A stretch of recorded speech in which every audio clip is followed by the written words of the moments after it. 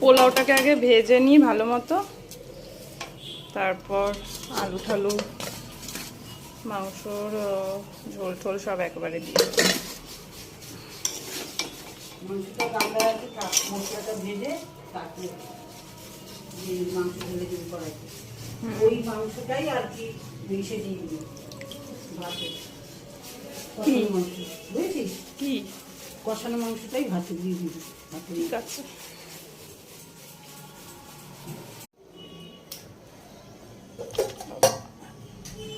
পায়েসটা ভালো হয়েছে তাই না? পেঁয়াজটা ভেজে নিচ্ছি, তারপর সব মশলা একেবারে দিয়ে দেবো। তুলে রেখেছি, ভাজা হয়ে গেছে।